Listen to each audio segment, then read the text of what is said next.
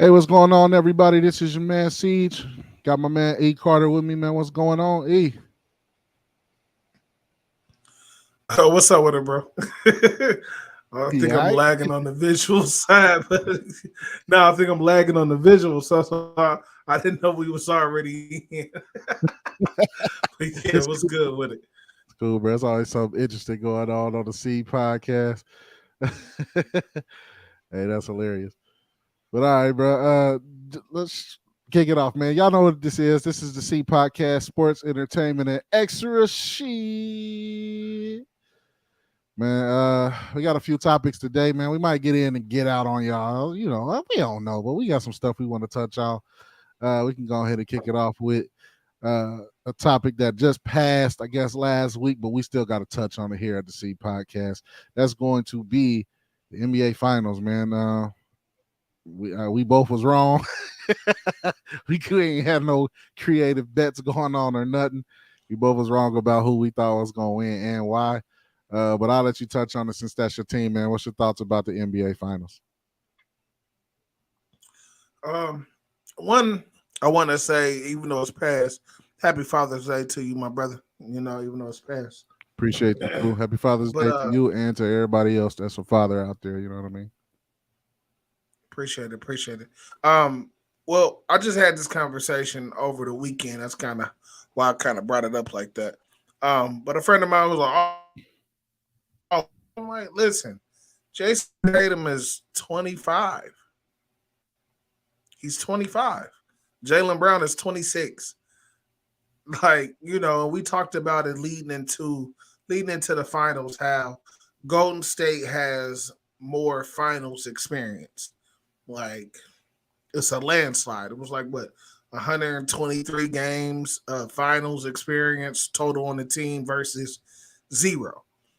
So, what I'm saying, when you have that 9 times out of 10, the most experienced team usually wins. And to be honest, that was the case in these finals. I mean, it was a good finals. A lot of Boston was going to get swept. It almost went 7 games. You know what I'm saying? So it's like they was the best team you can see it. You got defensive player of the year over there. You know what I'm saying? You got all pros over there. You know what I'm saying? So they have all the accolades, and they was young, and that's a team is that if you keep that core together with them, then that's some that's a team that can get back to the finals. Now we all know how hard it is to kind of repeat the same chemistry or repeat the same magic, but I feel like if they keep that core together, which they should, with Jalen Brown and Jason Tatum, and even Marcus Smart as well. I think everybody else, you might want to get a couple different role players. I think they also can do a little bit more excitement off the bench, like people that can come in and be an automatic bucket. You know what I'm saying? But overall, man, I'm not mad about. Yeah, would I love for them to win it all? Of course, you know what I mean. That's my squad. But at the same time, I'm not mad, man. You finally got over the hump, man, by beating. They got over the hump by beating Brooklyn. They got over the hump by beating Milwaukee and beating Miami. They got over the hump. Those 3 teams beat them the last 3-4 years in a row. You know what I'm saying? That was holding them back from getting to where they was trying to get. This time you found the way to beat those teams, and you just fell 2 games short. So on the end of it, I'm proud of them guys, man. They did a solid job. Uh, and, you got to learn from that experience, and I think they're talented enough and they're young enough to where, as a whole team, they can bounce back, and maybe in the next year or so, maybe it's gonna bounce right back and get one year with so much talent in the league. But overall, man, I think it was a good series, and they'll be back. Yeah, man. Yeah, I agree. It was a good series. I don't necessarily know if the Celtics themselves will be back just because team reconstruction and how that's gonna go. But the few takeaways I had was one, the shoot. Well, I thought the defense for the Celtics would do what they ultimately did and just hold Golden State to a reasonable scoring range or whatever. So that was cool. But the turnovers for the Celtics really, really is what killed them. Remember, I talked about that one. I think it was before Game 4, I believe. I was talking about how Marcus Smart had threw a pass to nobody because he was getting doubled. Well, you've seen that a couple of times with Jason Tatum too, in that game 6, getting doubled and not knowing what to do with the ball. It was a lot of that going on, especially with Marcus Smart. You know what I mean? Like not really knowing how to facilitate or whatever. And so he's not a facilitator. And then Jason Tatum or Jaylen Brown, neither one of those guys are necessarily facilitators either. So they definitely need a facilitator. That was one of the things that I kind of overlooked when I was looking at the team construction or whatever and how they would do against Golden State. There was a lot of flopping and complaining going on too. Like, of course, this in the new age NBA, so yeah, you know what I mean. You see that here and there, but it was a lot of it going on. Even though the refs did make a lot of bogus, calls or whatever, but yes, or they was calling it one-sided at certain points, seemingly anyway. So I thought that was a takeaway too. But Jason Tatum really, I thought was a big disappointment, especially in that game 6. Uh, you think about, especially since he put that Mamba mentality kind of air out there, like he doing it for Kobe kind of thing, and then we remember what Kobe ultimately always did when he got into those type of situations. And not to take anything away from Jalen or from Jason Tatum, obviously that talent is there. I just don't necessarily believe that he played up to his ultimate ability. So that's that. My other finals takeaway, and this is probably not like a nuanced take or whatever, but I think that the win for Golden State really helped the case, especially for Steph Curry, in terms of being able to win and not having KD there. Because it was like when they won the first championship, it was like, okay, they won the first championship, and then it was like, okay, but Kyrie and or that might have been the second, but it was like Kyrie and Kevin Love weren't healthy. So y'all lost. So y'all beat LeBron with an unhealthy team. You know what I mean? Then you got KD for 2 of them. KD for 2 rings, and KD drove the bus for those 2. You know what I mean? So now you got one without KD. You played a healthy Celtics team. So I think that this kind of was one of those legacy things like, okay, well, he can win a ring. Granted, against a lesser experienced team, but you play who they put in front of you. So I think winning the series for Golden State really kind of boosted his legacy in my eyes for Steph Curry in terms of just being able to say yes, Kyrie. And I didn't have a healthy Kyrie and a healthy Kevin Love for the first series. And yes, I had KD driving the bus for the other 2. But on this one, I drove the bus and the team was healthy and it was a great defensive team. Now, what can y'all say? You know what I mean? So I thought that was one of my that's probably one of my final takeaways in terms of that series. I thought that was pretty special. I mean, I agree with you. A lot of people that I talked to, that's what they was looking for. Like I knew a lot of people that was like, man, I want Jason Tatum to get one and Jaylen Brown to get one because they're a young group, young core. You know what I'm saying? Like it'd be nice to see them get one. Like Ball had one in a while. You know what I mean? It would be nice. But then I talked to a lot of different people that were just like, nah, man, this for legacy wise, Steph need this one. Not only do we need this one, but he need to get final this one too. But what I think is the glue for what I think is the glue. I don't think Steph is the glue for Golden State. Personally, I think the glue for Golden State is oh man, his whole name just Klay Thompson. His whole name just fell out my head. I was about to say some bull, but I think Klay Thompson, man. I think Klay Thompson is the glue for that team because as we seen in the playoffs and in the finals that yeah, man, Steph can go off for 43. He can go off for 30, and then the next game. He's not gonna do that every single game. So, but what you need is, and what he needed is, he needed his other pieces to step up, which we had talked about before. Step up in those moments. So you know what I'm saying. He can't play all 4 quarters. You feel me? Like you need somebody else to step up. You got to go get a breather or whatever. You need Klay Thompson to go off for 20, 25. You need Draymond Green to go off for, a solid 10 to 16 and 12 boards. You feel me? And then even with that, what I also think that helped them out a lot, Jordan Poole coming off the bench. He'll walk and bucket too. You know what I'm saying? Yeah. He coming off the bench and still give you almost 30. So I think, and then you got Wiggins in there that he stepped up when it was time to step up, and I think that's what we was kind of alluding to earlier on, was just the fact of it's not just about the superstars on each team. Like everybody looking for Jason Tatum to take over. But you got to understand, this is Jason Tatum. Jason Tatum, like, oh man, I ain't got double team like this all season. Right. You know what I'm saying? And then, like you said, as far as they was looking at the refs, I'm talking about as far as experience, is because when you're an inexperienced team, you're looking at the refs for certain calls. Oh my God, ref, he slapped my arm. Oh my God, ref, you called that. Now you trying to argue with the ref. No, just keep playing ball.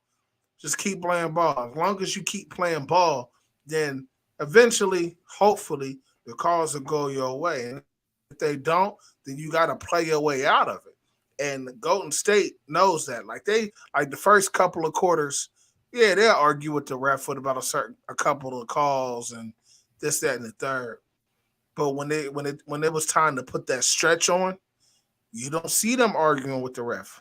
Besides Draymond Green, but that's just what he do.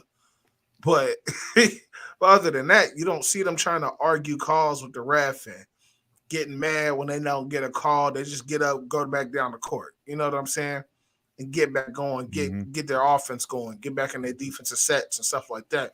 And that's the difference. And I know I always mess up his name, so I'm not even going to try to say it. But Ball's head coach, that's what he was saying in the finals. He was like, man, we got to stop worrying about the refs. And he was preaching that the whole finals. And as you're watching the game, you can see it. Like every call, somebody talking to the ref, like, no, bro, while you argue with the ref, your man is going down the court and getting the easy bucket.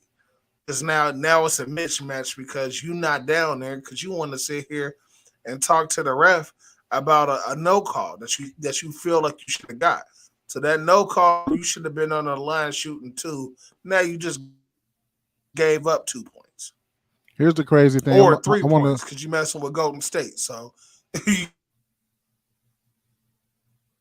I wanted to step in real quick and say this too. Like, so you're talking about how the Celtics were fighting for calls or whatever. But the crazy thing about it is when the Celtics were up 2-1, Draymond was actually costing the Warriors the series by doing the exact same thing.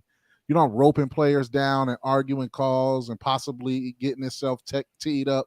He was doing the same thing. And then in game 4, it was like he was like, you know what, bro? I'm playing like trash right now. Let me get myself together and stop doing it. And then he completely he did still do Draymond things, but it was like it was way less of it. And then when they got the momentum, it was like the Celtics were back like, you know what? Well, now it's our turn to complain. And that shifted the series, especially since they were super inefficient shooting. You know what I mean? Like Jason Tatum, Jaylen Brown, for the most part, especially the last 3 games of the series, were highly, highly inefficient. So I think Draymond, to me, I would have said Draymond was the glue. Klay Thompson, I see what you're saying in terms of like scoring the basketball, but I think Draymond's attitude really helped shift the series because I think he had fouled out twice, didn't he, in the first 3 games? So it was just his attitude. And then Andrew Wiggins, we talked about him too, and I had said like if he keeps attacking, you know what I'm saying, the Celtics would be in a little bit of trouble. And that's what he did. Like those last 3 games, he just started attacking, and I was like, well, that's what they needed to do. You know what I'm saying? It's over with.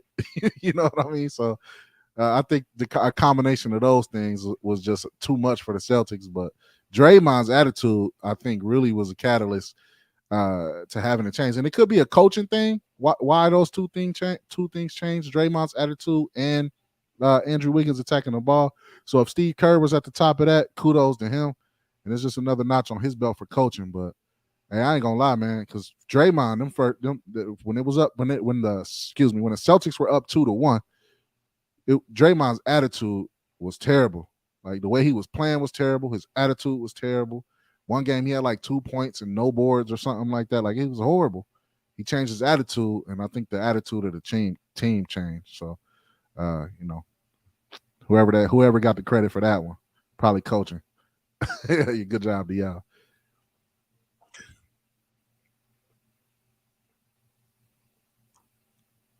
I mean, yeah, like I said, I feel you. I mean, don't get me wrong, man. I actually like Draymond's game for the most part. It besides all the extra antics and stuff, it kind of reminds me of my when I play or when I used to play. Like I wasn't no high score or nothing like that. I was just I can give you I can give you a smooth 10. You know what I mean? I can contribute offensively to the team, but other than that, I was the defensive guy. I was a high internet. I was, you know what I mean? One of those type people. Uh, so I like his game a lot, but it be the point where when he started doing all that extra stuff, it's like, come on, man. Like now I don't know if you at this point you trying to get into somebody's head, you playing that role, or you just out here wilding out. You know what I'm saying? Now if you got a method to your madness, I can understand that too. You know what I'm saying? Because it is a game within the game, and everybody knows that. But sometimes it just seems like he just get a little bit too extra with his antics and stuff. But overall, man, congratulations to the Golden State Warriors. You know, like you said, you got to play who's in front of you, and I think they deserve it. And like I was telling everybody before when the finals started, I'm like, man, Boston didn't get to the finals on accident. You know what I mean? A lot of people thought it was going to be a landslide, and I'm like, no, man, Boston.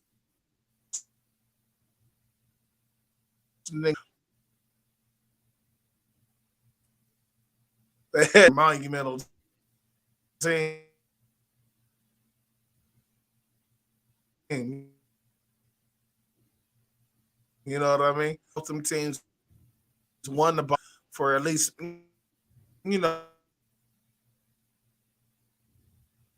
at least make it.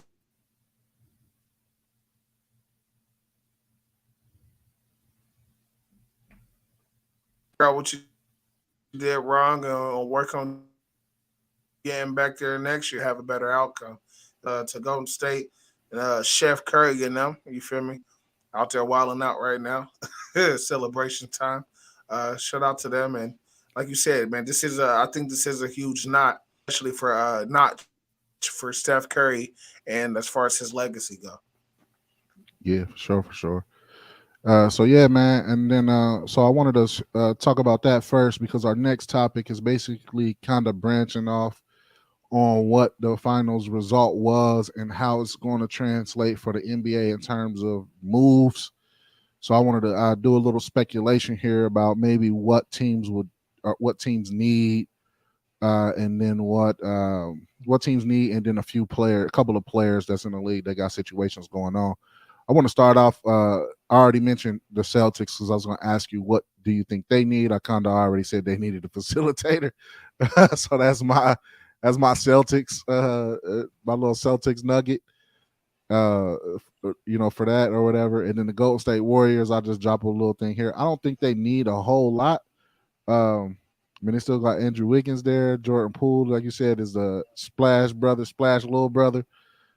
you still got Clay. You still got Steph. So I think they gonna be just like Kayvon Looney. Wiseman didn't even play, so they still got a nice roster there. Uh, so anything you want to touch on from them two teams before we get to some players, or?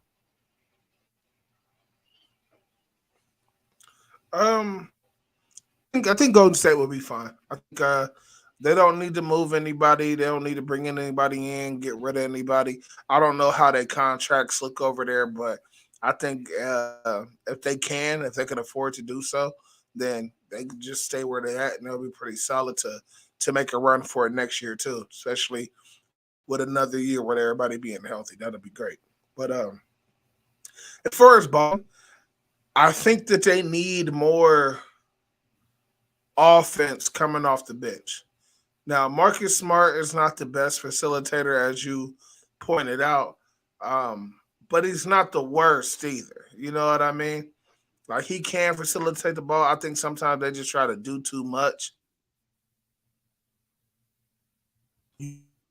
You're not paying attention to the backside defender eyeing that down and they jump the pass. Like, all right, that stuff like that happens. Sometimes I think they just get caught into a moment of either doing too much or the defense is laxing off to where it's an easier pass than what it actually is. But I think coming off the bench, I think they need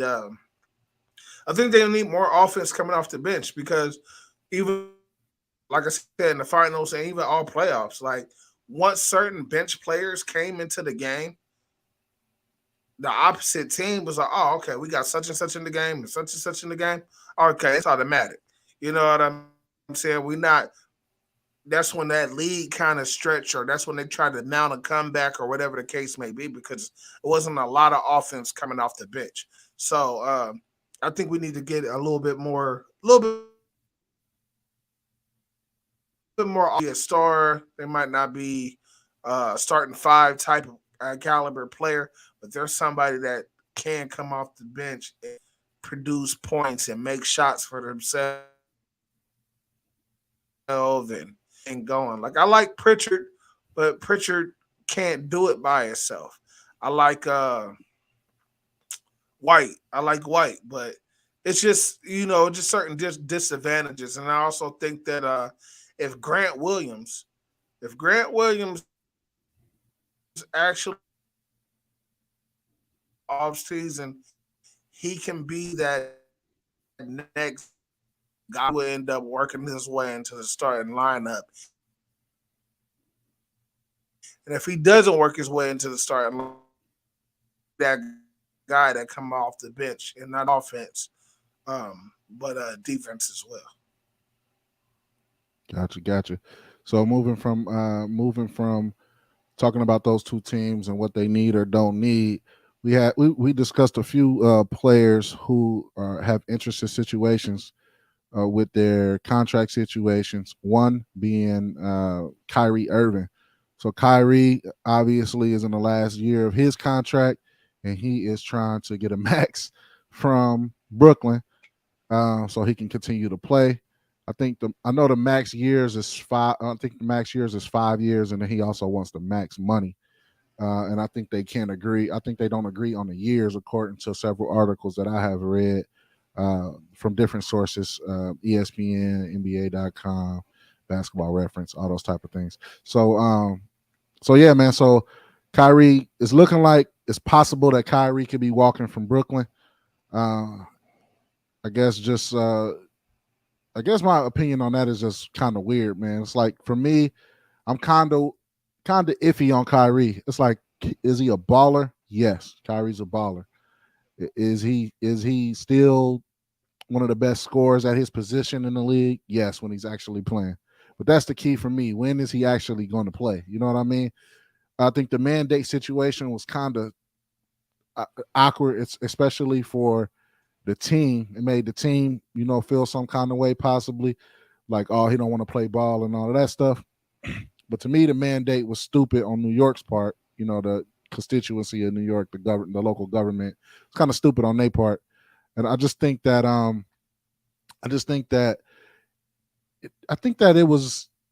it was more of a situation to where Kyrie seems like he really doesn't want to play ball. Like his basketball is not his top priority, which in basketball is a game. You know what I mean? So should it really be his top priority? No.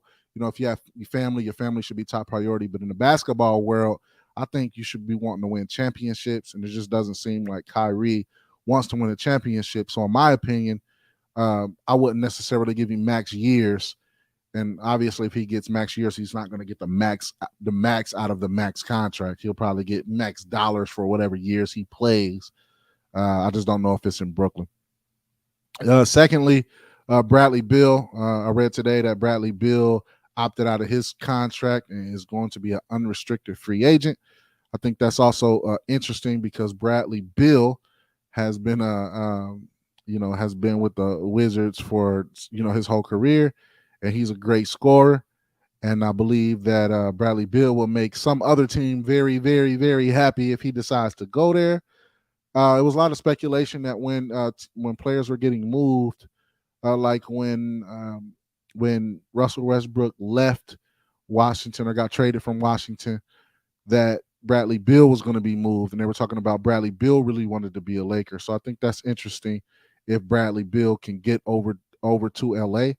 So that would be probably great for Bradley Beal if that's actually what he wanted to do, a couple of years ago when he wasn't getting moved. But putting him anywhere with a decent point guard and a big with two other stars will be very, very advantageous.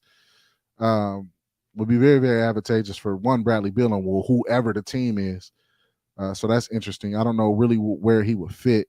I know that the Lakers would love to have him, but I don't know if if he would be willing to join Russell Westbrook again. So yeah, I wanted to talk about those two things there, and then just briefly, and we'll see how that plays out in the NBA world with all of these contracts and everybody getting moved around. There's been some trades today. I won't discuss those. I'll look at the logistics of those trades and see where people landed and what that means for each team. And we'll probably come on next week and discuss those things and break that down a little bit further. All right, so moving along, we're going to go from the NBA, go talk about the NFL. First thing I wanted to touch on was Deshaun Watson settling 20 out of the 24 lawsuits, civil suits against him, which we kind of knew that was probably going to happen and he was going to settle out, since there was a report that said he tried to settle before, but they couldn't agree on a non-disclosure. So, just this Deshaun Watson situation is just a touchy situation. And for me, like I always said, one accusation and one I'm not even going to say accusation because we're supposed to say innocent until proven guilty. I'll say one truth out of any of these lawsuits would be enough for me to ex Deshaun Watson. I don't really even like the fact it was just weird them signing him. Like, yes, as a football player when he last played, he was fantastic, but I mean, you gotta be able to stop. You got to draw the line somewhere. You know what I mean? You can't just sign everybody. Like, you know what I mean? So Deshaun Watson settling in these 20 out of 24 civil suits is not a surprise. I just hope that they get this done or whatever. And honestly, I kind of thought that the Browns would try to void the contract, but I love my team, but it's the Browns, and no, obviously they didn't. So moving along from this, because I didn't want to stay long on Deshaun Watson for obvious reasons. Moving along. So the next thing I want to discuss was Lamar Jackson's contract. He's obviously been discussing his contract with the team. And obviously I brought up Deshaun Watson first because Deshaun Watson set the new market for quarterbacks, $230 million fully guaranteed. So he's going to get all of the $230 million that they put on the table for him. And Lamar Jackson is saying, wait a minute, I have an MVP, unanimous MVP. Wait a minute. I've been to the playoffs 3 out of 4 years. Wait a minute. I have playoff wins on my record. I want $230 million. And to me, can't blame Lamar Jackson. Can't blame him. So you can see where this is going to go from here on out. Whatever Lamar Jackson's contract is likely going to be the next contract that's set to market. So Chargers, Patrick Mahomes, his next deal, because I mean he got a big deal, half a bill. He got a half a bill on his now, so he ain't really worried about it. But I mean, it's going to be so many more fully guaranteed contracts coming out of here in the quarterback's future. Joe Burrow, oh my God, he been to a Super Bowl. His contract is going to be astronomical. And, kudos to Lamar Jackson. Kudos to Lamar Jackson for being able to be in a situation to where he could do it and actually producing to a point where, hey, get him in his money. Support black businesses, as JD would say. Shout out to JD for that. All right, so I want to get off of this. We're going to move into entertainment next. Entertainment. I wanted to talk about, so y'all all know, everybody who's been watching the show or looking and listening afterwards all know that I am a huge like comic book fan, Star Wars fan, all of that type of stuff fan. So I was going through the Marvel shows, as I stated many times, and I've been going through the DC shows. I'm on the last one, which is Legends of Tomorrow. And honestly, man, I think this is the best one out of all of them. And it's like a lot of parodies on shows that I love. Like it's a lot of Star Wars references in there. A lot of historical figures that they kind of parodied and made into episodes. A lot of music references, music that I love. Like on one episode, they were in a museum for bad ideas, and they had Cisco talking about the thong song as a bad idea, and that was kind of like the theme of the show. So if you haven't watched DC's Legends of Tomorrow, you got to. I'm sorry that they canceled it, but whatever. Once I get done with it, maybe a few years down the road, I'm gonna watch it again. And of course, as the other DC shows before it, or I guess that were running simultaneously, they touch on some touchy topics or whatever, in reference to equality and justice and stuff like that. So I thought that was pretty cool. I'm almost done with it. Sad to say, but that's one of the best DC shows. And then after I get off of this show, I'm going back to finish the rest of the Marvel shows that I didn't finish, and then I'll give y'all some updates on those. I also I'm going back and watching Supernatural. That was a show that I watched a lot of, back when it was, I don't know, halfway through the 15 seasons that's on Netflix. I probably got to like season 8 or 9, maybe 10. I don't remember, but anyway. Back watching that, still interesting, still entertaining. So check that out if you haven't checked that out as well.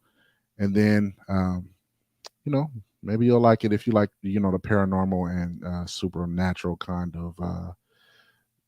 of shows or whatever, about ghosts and all that type of stuff, spirits. Pretty cool show. And also, believe it or not, DC's Legends of Tomorrow did a parody of that show. So more points from me, more points from me for that show. So check that out. Again, that's DC's Legends of Tomorrow. They did not pay me to say this. I'll just go through shows, and in the entertainment section, I'll just tell y'all what I'm watching and what I like. All right. So last but not least, we are going to do extra shit. The extra shit for today is E dropping out of the show mid-game. Like, come on, E, what you doing, bro? What's going on with you, man? You just dropped out? Come on, man. We went through all the way through high school together, man. You done been through all the way through my college years, man. We was kicking it this whole time, and this is the episode that you want to drop out. Come on, man. Come on, son, as Ed Lover would say. I got to give Ed Lover his credit for the come on, son. And the come on, man, that ESPN trying to take from me. But anyway, E, come on, man. Come on back to us one of these days, my brother. Oh, he said he's still here. Hey, look, I got to put him up there because he always putting us up there when we comment on First Class. He said laptop crashed, but I'm still here with y'all. We appreciate that, brother. I'm just messing with you, dog. That wasn't even going to be really the extra stuff for today, but it made it. It made it. And whatever, man, it's good show content. So appreciate E for coming on today. Again, check everything out for the First Class Podcast. You can catch, he got a First Class Podcast fan page as well, where he posts a lot of different things about small businesses, especially local businesses. So check that out, especially if you got a local business. Check out First Class Beard Products as well. Man, listen, let me tell y'all about this shampoo, and I'm about to make y'all laugh real quick. So I barely got hair left. Y'all see it? Barely got hair left. But I had a huge dandruff problem, right? So I used the beard shampoo, right, on my beard, got my beard stopped looking like a brush bristles, you know what I mean, on them hard plastic brushes. Stopped looking like that, got me looking all right. I need to shape it up, though. And then in my head, I had dandruff, man. Cleared my dandruff up, man. All that Head and Shoulders and all of that stuff didn't work for me, but the all natural first class beard shampoo helped me out. So can help y'all out too. So check that out. Also check out Kurt's Custom Engraving. I've been working on signs and stuff. So pretty soon y'all see some signs behind me and all of that type of stuff that we've been engraving and cutting out. Get them looking all pretty for y'all. Just take a little bit of time because I got other orders and stuff going on. So yeah, man, we appreciate y'all listening. Check that stuff out. Check out 28 Minutes or Less, my man S. Foster. Check out Scoots Bronson as well. I think that he's back doing trick shots with Immaculate Bro. So check them out too. I follow them and watch them, and they be making some crazy trick shots. So check them out as well. Man, listen, it's been a pleasure today. Since E turned into he wanted to watch it, he wanted to watch it instead of be on it today. You know what I'm saying? Turned out to be a little bit shorter show than usual, but I still enjoyed my time with you, my brother. Appreciate you for coming on. To everybody else, stay safe, stay kind, be well, and until next time.